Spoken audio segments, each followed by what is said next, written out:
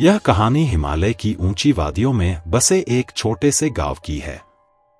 इस गांव का नाम था शांतपुर, लेकिन यह नाम अब सिर्फ नाम भर रह गया था। गांव में एक रहस्यमय खौफनाक घटना के कारण वहां लोग रात में बाहर निकलने से डरते थे। लेकिन यह डर किस कारण था, इसका पता किसी को भी ठीक से नहीं था। गांव में एक प्राचीन मंदिर था जो सदियों पुराना था।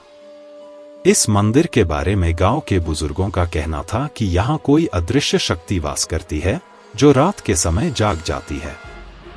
वे लोग हमेशा कहते थे, सूरज ढलने से पहले घर लौट आना। रात के समय मंदिर के पास कोई न जाए, लेकिन एक शाम एक नया युवक गांव में आया। उसका नाम था राहुल। राहुल शहरी जीवन से परेशान होकर कुछ शांति की तलाश में इस गांव में आया था।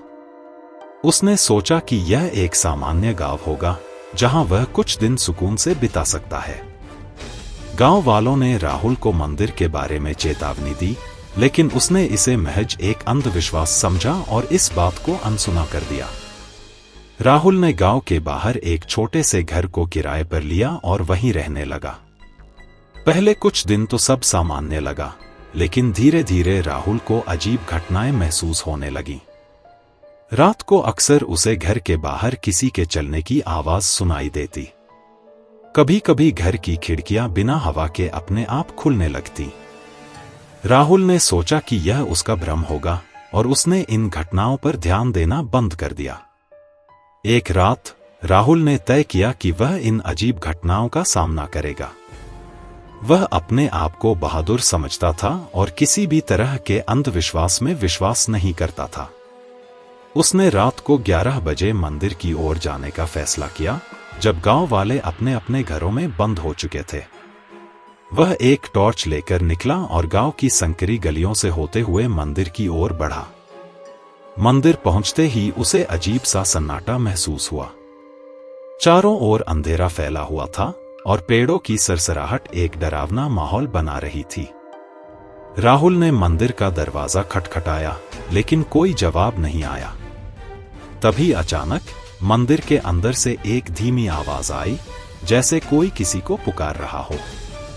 राहुल ने अपनी टॉर्च का रोशनी मंदिर के अंदर डाली और जैसे ही उसने दरवाजा खोला, उसके शरीर में ठंडक सी दौड़ गई। वहां एक बूढ़ा आदमी बैठा था जो उसकी ओर देख रहा था। उसकी आंखें अजीब ढंग से चमक रही थीं और चेहरा बेहद डरावना था। बूढ़े ने राहुल की ओर इशारा करते हुए कहा, तुम यहां क्यों आए हो? जो यहां आता है वह वापस नहीं लौटता। राहुल ने हिम्मत जुटाई और कहा, मुझे किसी भी तरह के अंधविश्वास से डर नहीं लगता। मैं बस देखना चाहता था कि यहां क्या है। बूढ़े ने हल्की हंसी हंसते हुए कहा, तुमने बहुत बड़ी गलती कर दी है। अब तुम्हारा लौटना मुश्किल है। राहुल घबराया हुआ था, लेकिन उसने अपने आप को संयमित रखा। बूढ़े ने उसे एक कहानी सुनाई। यह मंदिर सैकड़ों साल पुराना था और यहाँ एक प्राचीन तंत्र साधना होती थी। इस मंदिर में कभी एक शक्तिशाली साधक रहता था जिसने काल की आत्माओं को अपने वश में कर लिया था।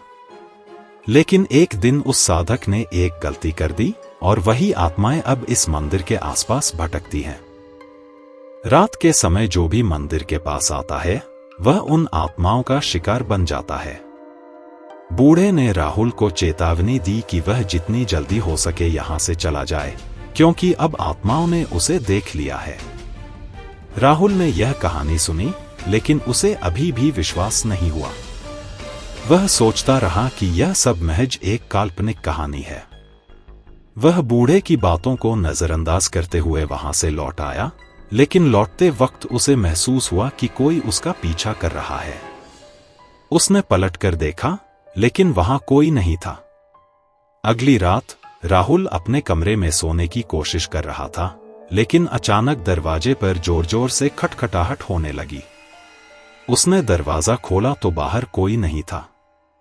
जैसे ही वह वापस मुड़ने लगा, उसे अपने घर के अंदर किसी के होने का एहसास हुआ। घर की हर खिड़की अचानक बंद हो गई और कमरे में ठंडक फैल गई।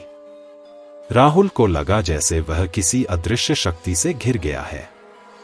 अचानक कमरे की दीवारों पर कुछ खौफनाक आकृतियां उभरने लगीं। वे आत्माएं थीं जो बूढ़े ने मंदिर में होने की बात कही थी। राहुल ने दरवाजे की ओर भागने की कोशिश की, लेकिन जैसे ही उसने दरवाजा खोला, वहां कोई अदृश्य शक्ति उसे खींचने लगी। वह घबराकर जमीन पर गिर पड़ा और जैसे ही उसने चीखने की कोशिश की, उसकी आवाज बंद हो गई। राहुल पूरी रात जागता रहा, घबराया हुआ और भयभीत। उसे एहसास हो गया था कि वह एक सामान्य परिस्थिति में नहीं था। अगले दिन वह गांव के मुखिया से मिलने गया। मुखिया ने उसकी हालत देखकर अनुमान लगा लिया कि राहुल भी अब उसी श्राप का शिकार बन चुका है, जिसका सामना गांव के कुछ लोगों ने किया था, पर वे कभी लौट नहीं पाए। मुखिया ने उसे बैठाकर एक गहरी सांस ली और कहा, इस गांव की यह कहानी कोई नई नहीं है, राहुल। सालों पहले हमारे पूर्वजों ने इस मंदिर में एक बहुत बड़ी गलती की थी। यहाँ एक साधक थे जिन्होंने आत्माओं को नियंत्रित करने के लिए तंत्र साधना की, लेकिन वह साधना असफल रही। आत्माएं उसके काबू से बाहर हो गईं और तभी से वे इस जगह को अपना निवास बना चुकी हैं। यह आत्माएं अंधेरे में पनपती हैं और उन्हें केवल भय के सहारे रोका जा सकता है। राहुल ने धैर्य से मुखिया की बात सुनी, लेकिन उसने हिम्मत नहीं हारी। वह जानता था कि उसे खुद इस स्थिति से बाहर निकलने का रास्ता खोजना होगा। मुखिया ने उसे सलाह दी कि वह गांव के ही एक औरत से मिले, जिसे लोग तंत्रमय कहते थे। वह औरत इस रहस्य के बारे में बहुत कुछ जानती थी। राहुल तंत्रमय के घर पहुंचा। वह एक बूढ़ी औरत थी जो गहरे काले वस्त्रों में लिपटी हुई थी और उसकी आंखों में एक अजीब सी चमक थी। तंत्रमयी ने राहुल को देखते ही कहा, तुमने मंदिर की सीमा लांघ दी है। अब आत्माएं तुम्हारा पीछा करेंगी, लेकिन तुम्हारे पास एक मौका है। राहुल ने उसकी ओर देखा और कहा, मुझे बस इस श्राप से छुटकारा पाना है। मुझे बताओ, मुझे क्या करना होगा? तंत्रमयी ने एक पुरानी किताब निकाली और उसे खोला। यह मंदिर एक विशेष तांत्रिक साधना स्थल था, जहां की आत्माओं को नियंत्रित किया जा सकता था, लेकिन साधक की एक गलती ने उन्हें आक्रामक बना दिया। अब वे आत्माएं तभी शांत हो सकती हैं जब उन्हें किसी और का बलिदान मिले। राहुल यह सुनकर सन्न रह गया। मेरा बलिदान? उसने घबराते हुए पूछा। तंत्रमयी ने सिर हिलाते हुए कहा, नहीं, अगर तुम सही तरीके से इसे रोक सको तो तुम्हें बलिदान देने की जरूरत नहीं। लेकिन इसके लिए तुम्हें आधी रात को मंदिर जाना होगा और वहां एक विशेष अनुष्ठान करना होगा। इस अनुष्ठान के दौरान तुम्हें बेहद सावधान रहना होगा, क्योंकि आत्माएं तुम्हें रोकने की पूरी कोशिश करेंगी। अगर तुम डरे तो वे तुम्हें मार डालेंगी। राहुल ने इस चुनौती को स्वीकार कर लिया, लेकिन यह जानते हुए कि यह बहुत खतरनाक हो सकता है।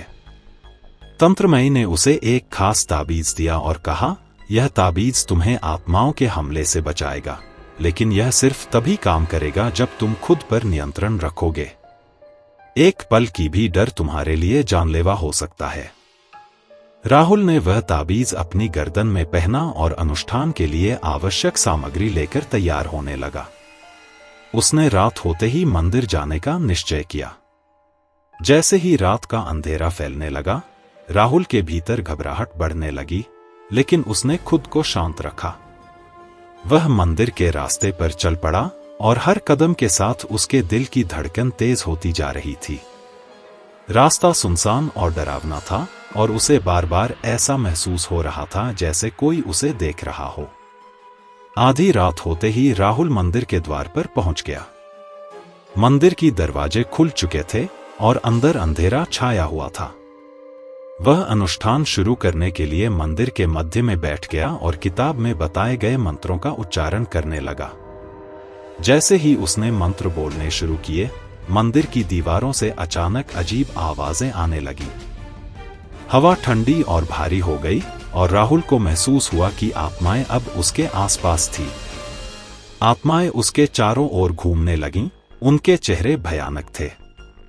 वे उसे डराने की पूरी कोशिश कर रही थीं, लेकिन राहुल ने ताबीज को मजबूती से पकड़े रखा और मंत्रों का उच्चारण करता रहा। उसकी आवाज कांपने लगी थी, लेकिन उसने हिम्मत नहीं हारी।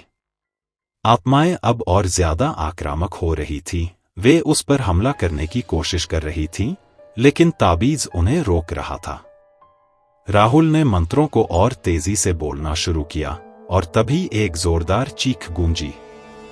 मंदिर के अंदर एक विशाल काली आकृति प्रकट हुई, जो उन आत्माओं की नेता थी। वह आकृति अब राहुल की ओर बढ़ने लगी। राहुल ने अपना पूरा ध्यान मंत्रों पर केंद्रित रखा और उस शक्ति के सामने खड़ा रहा। उसे लगा कि अब यह उसकी आखिरी रात हो सकती है।